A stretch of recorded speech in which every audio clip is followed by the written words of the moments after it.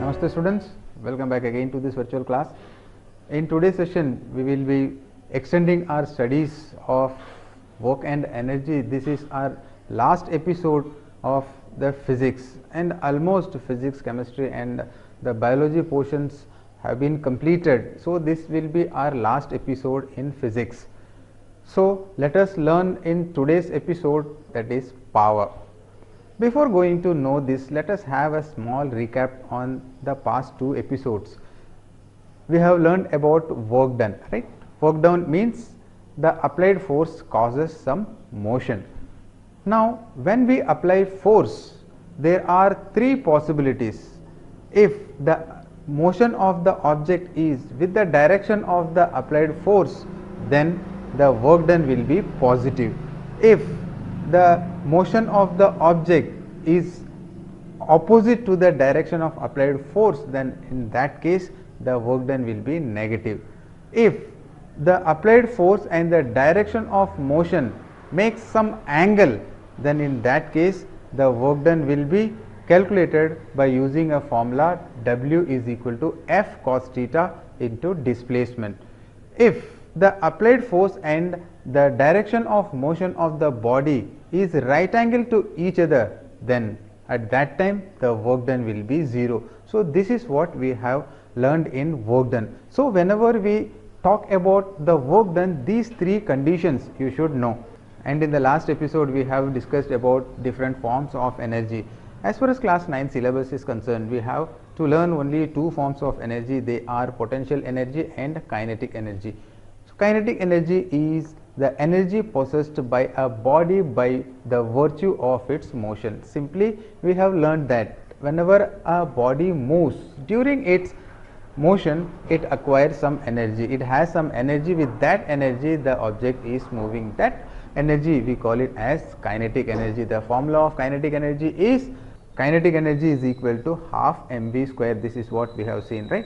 Next we learn about potential energy. Potential energy is the energy possessed by a body at rest or above the ground level. The object is having some sort of energy, the stored energy we basically call it. It is called potential energy. The potential energy can be found out by using a formula. Potential energy is equal to mgh. Here m is the mass, g is the gravity. Together we call it as the gravitational force, and the displacement here h is the height to which the object is lifted above the ground. Collectively, the kinetic energy and the potential energy is called mechanical energy, since this energy is used to move an object. Whenever an object is in motion, here kinetic energy or potential energy is involved, so together we call it as mechanical energy. So, this is what we have learned about work done and the energy. Now, moving further, in today's session we will look into a new concept called power. To understand power, let us take a simple example. From that example we will be clear about the power. Suppose a old man is engaged in doing a particular type of work and he completes it in 10 minutes. Suppose if the same work is given to a young person, then he may complete the same task in 5 minutes or less than 5 minutes. Why?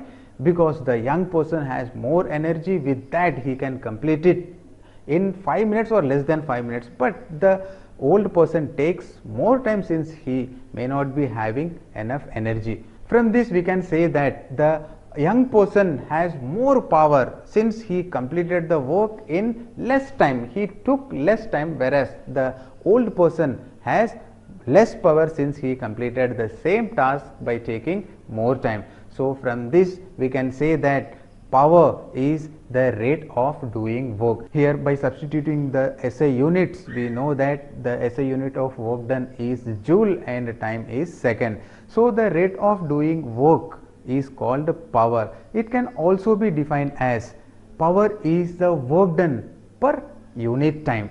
So, here the work done is there in 1 second. The amount of work done in 1 second is called power.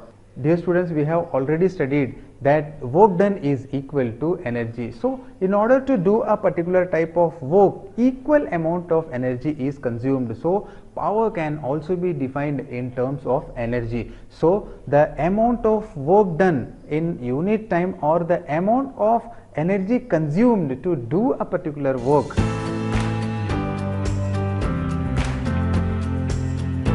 Now we learn the unit of power. We know that power is equal to work done by the time taken. Here, by substituting the SI units, we will get 1 joule by 1 second. The SI unit of power is watt. When 1 joule of work is done in 1 second, then we call it as 1 watt of power. The power of an electrical appliance which we use in our home tells us the amount of energy it consumes to work. For example, 60 watt bulb is there and 100 watt bulb is there. You must have seen this and you are familiar with these, right? The bulb which has more power rating will consume more energy, and accordingly more work will be done. So on the basis of the power, we can differentiate various appliances. In our home also we have various electrical appliances with different power rating. So we learned that the unit of power is watt. This watt is usually the smaller unit. Sometimes we use bigger units called kilowatts, megawatts and all. So the unit conversion you should know. 1 kilowatt is equal to 1000 watts. So whenever the term kilo comes, here kilo means 1000. So 1 kilowatt will have 1000 watts, and the other unit is megawatt. 1 megawatt is equal to 10 to the power 6 watt. Apart from watt, kilowatt, megawatt, there is another unit of power, that is horsepower. Simply we write it as HP. Here 1 horsepower is equal to 746 watt. The unit called horsepower originated long back when the steam engine was replaced the horses as a source of power. These days the power engines, for example cars, trucks, buses and all, are expressed in BHP. Here BHP is brake horsepower. Here brake horsepower is the unit of power equal to 1 horsepower, which is used in expressing power available at the shaft of the engine. Altogether we can say that if more the power of the car, truck, buses and all, more rapidly it does the work. So on the basis of this, let us do some numerical problems. Now look at the question. A body does 20 joules of work in 5 seconds. What is its power? It is very straight question. We know that power is equal to work done divided by time. So here work done is given as 20 joules, time is given as 5 seconds, right? Substitute the values. 20 by 5, we will get 4 watt. So simple, right? Thus the power of this body is 4 watt. Now look at the question. What is the power of a pump which takes 10 seconds to lift 100 kg of water to a water tank situated at a height of 20 meter? Here the value of G is given as 10 meter per second square. In this question we have to find the power, but here work done is not given, but for finding work done, whatever the quantities required, that are given in the question. So let us see how it could be solved. Here in this question the work is to be done against the gravity. We know that W is equal to mgh. We have already studied this, right? Here mass is given as 100 kg. The value of G is given as 10 meter per second square, and height is given, it is 20 meter height, right? So height is given as 20 meter. So firstly we have to find the work done. Substitute the values in the work done formula. So W is equal to mass, W is equal to 100, that is mass multiplied gravity, 10 multiplied by height is 20. So work done will be 20,000 joule, right? We know that power is equal to work done by time. Now substitute the values here. So work done is 20,000 divided by time is given in the question as t is equal to 10 seconds. So substitute these values. So we will get here 2000 watt will be the power. Now it can be simplified, it can be converted into kilowatt. We know that 1 kilowatt is equal to 1000 watt. So 1 watt is equal to 1 by 1000 kilowatt. So dividing it by 1000 we will get in kilowatt. So power is equal to 2000 divided by 1000. So we will get power is equal to 2 kilowatt. So this way such type of numerical problems could be solved. Now let us see another numerical. Now look at the question. An electric bulb consumes 7.2 kilojoule of energy in 2 minutes. What is the power of the bulb?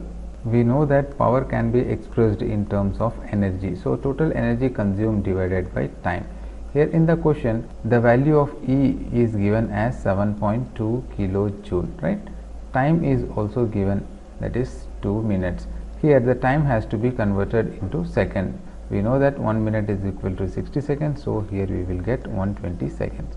And energy has to be converted into joule. We know that 1 kilojoule is equal to 1000 joule. So here 7.2 into 1000 joule. So here 7200 joule.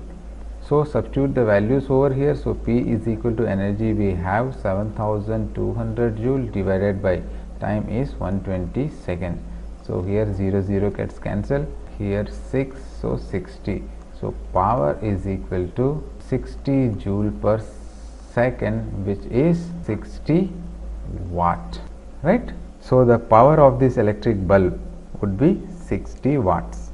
Hope you understood the numerical problems. Likewise, you can practice more such numerical problems for practice. Now let us understand what is commercial unit of energy. So when we talk about commercial unit, in our home also we are using electrical energy, and in shops, hospitals and many more places the electrical energy is used, right? So this is usually called the commercial unit of energy. The commercial unit of energy is expressed in kilowatt hour, usually as a unit of electrical energy. What is the relation between kilowatt hour and joule? Let us understand in detail. Now we know that 1 watt is equal to 1 joule by 1 second, which means if the appliance does 1 joule of work in 1 second, we call it as 1 watt, or if an appliance consumes 1 joule of energy in 1 second, also we express it in 1 watt.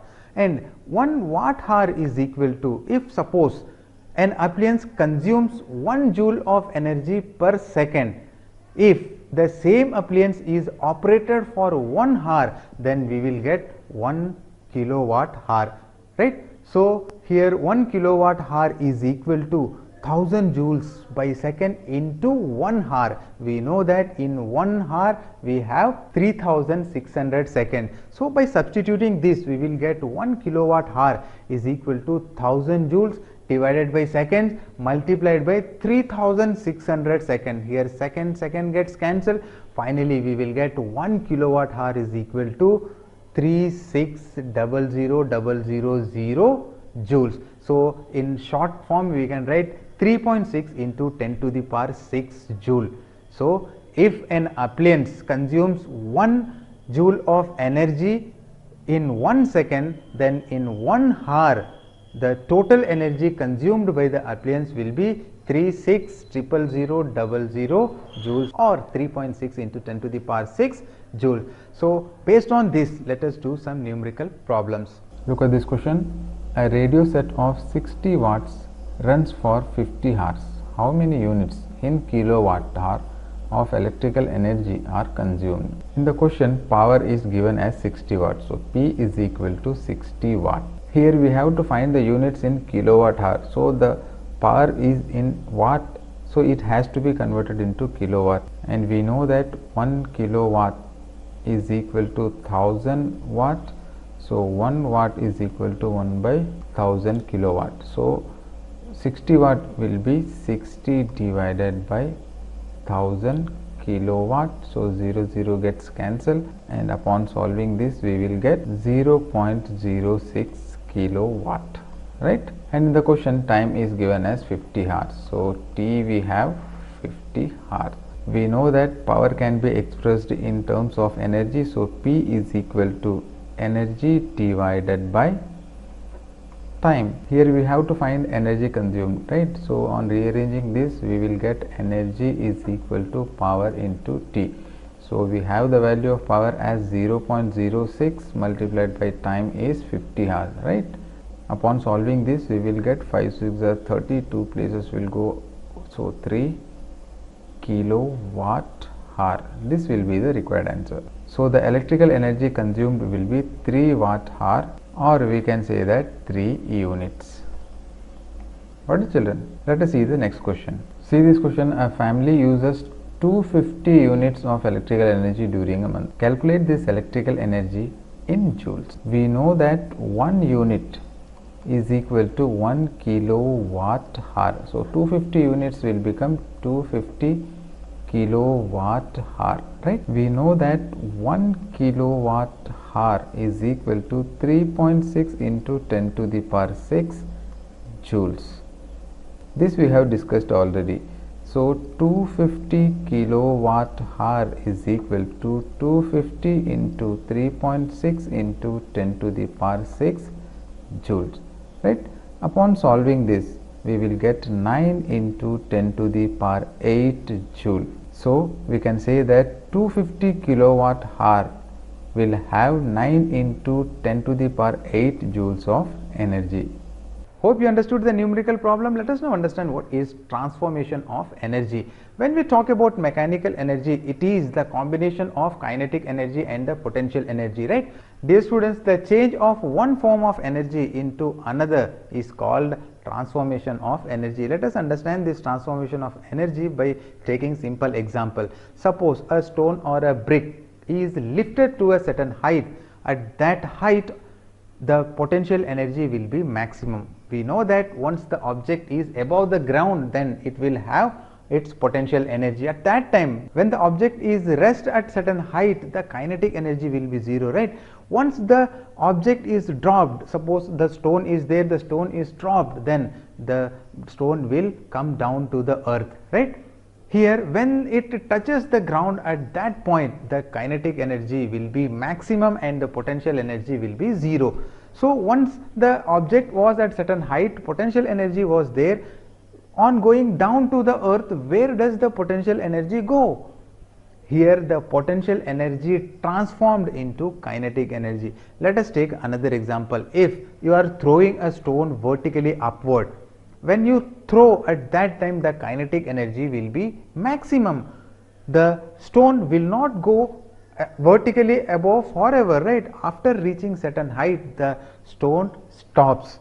So here what happens? Initially the kinetic energy was found to be maximum, but after traveling certain distance above the ground, the stone stops. At that point, the potential energy will be maximum, since the object has traveled certain height. So at maximum height, the potential energy will be maximum. So here the kinetic energy initially we have applied. Where does the kinetic energy go then? The applied kinetic energy slowly transformed into potential energy. This type of transformation of one form of energy into another form is called energy transformation or transformation of energy. This kind of energy transformation we very often see in our surroundings. In the first case, we have discussed about the potential energy changes into kinetic energy when the stone is dropped from certain height, right? Now take a broader view here. Once the stone is dropped, it comes down to the earth.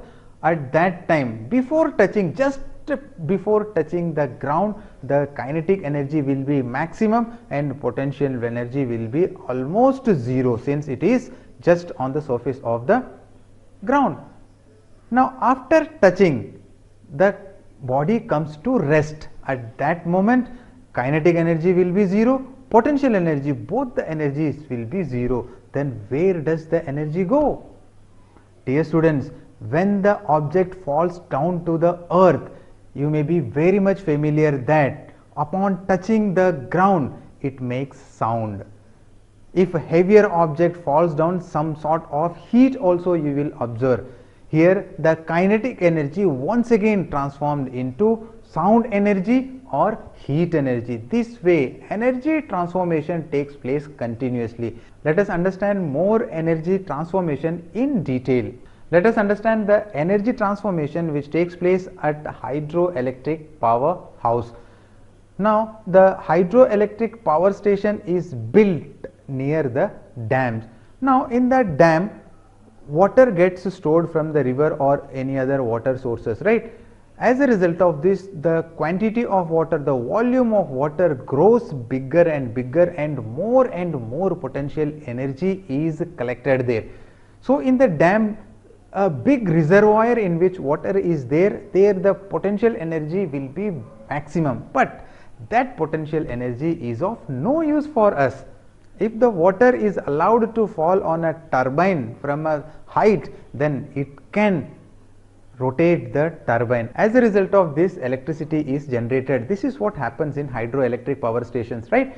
Now, here from a certain height, when the water comes down and falls on the turbine, here what happens, the potential energy changes into kinetic energy, and this kinetic energy is responsible for rotating the blades of the turbine. This causes electricity. So, here we can see the transformation, potential energy change into kinetic energy. This kinetic energy once again transformed into electrical energy. This is how the energy transformation takes place in the hydroelectric powerhouses. Let us see some of the familiar energy transformations which take place in and around us.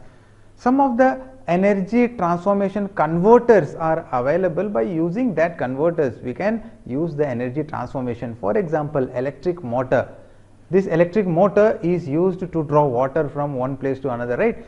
Here the electrical energy is converted into mechanical energy, right? With that mechanical energy, the motor works and water is drawn. So, here the energy transformation is electrical energy to mechanical energy. And electric iron which we are using, there electrical energy is transformed into heat energy. With that heat energy, we use to iron our clothes, right? Now, electric bulb, you are very much familiar. Can you say the energy transformation here? Firstly, electrical energy is converted into heat energy gives out light. So, here three transformations we could see. Then radio, what is the energy transformation there? Here electrical energy is converted into kinetic energy. How? Here the electrical energy is converted into kinetic energy. With that kinetic energy, the diaphragm of the sound box, what we see, that is vibrated, the diaphragm is vibrated. With that vibration, the sound is produced. You are much familiar with cell or battery. Here what is the energy transformation? Here the chemical energy is transformed into electrical energy. So, this is how the energy transformation takes place.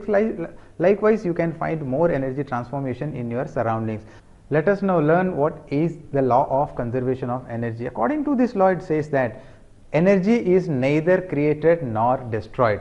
Let us understand it in a simple way.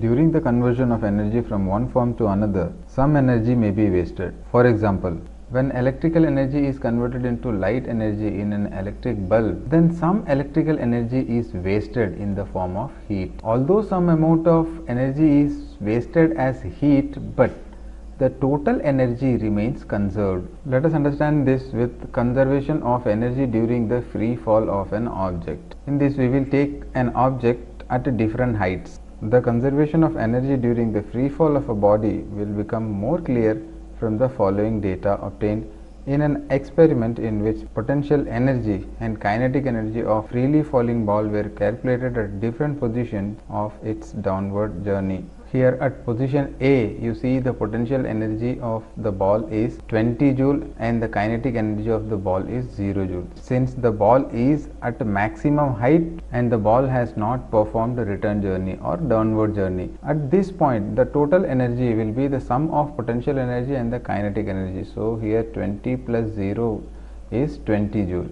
When the ball is falling down to the ground, so at position B, you see the potential energy gradually decreases because the height from the ground decreases. Due to this, the potential energy decreases. As the object is in motion, kinetic energy increases. So, altogether if you see the total energy, then 15 plus 5, here 20 joule of energy. Now in the third case, when the ball is at position C, then again the distance between the ground and the ball has got decreased, so the potential energy also gets decreased. Here, due to gravity, the kinetic energy has got increased. Now at this point, the total energy will become 10 plus 10 is equal to 20 joule. When the ball is at the position D, then you see again the distance has got further decreased, so the potential energy also decreases, but the kinetic energy goes on increasing, so the total energy will become 5 joule plus 15 joules. The total energy will become 20 joule. Now you see at position E, when the ball is about to hit the ground, it has 0 joule of potential energy, right, and 20 joule of kinetic energy. So the total energy of the ball will become 0 plus 20 is equal to 20 joule. It is clear from the above observation that as the ball falls downwards, its potential energy goes on decreasing, as you can see here, whereas the kinetic energy goes on increasing when it comes towards the earth. From this you can see that at every position the total energy remains same. From this we can say that during energy transformation the total energy remains same. So this is what the law of conservation of energy is. Hope you understood the law of conservation of energy. So we have came to the end of the physics syllabus, and almost we have completed the physics portion, bio portion and the chemistry portions. So with this I would like to conclude today's session. Before concluding, I would like to give some easy home assignments which you can practice at home.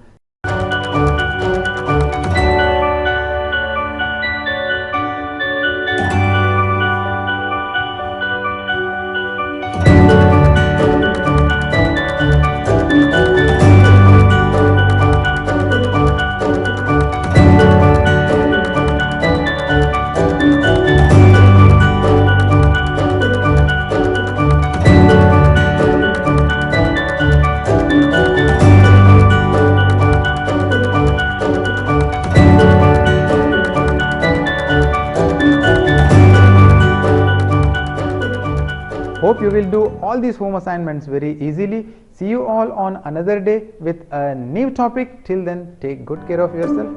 Bye.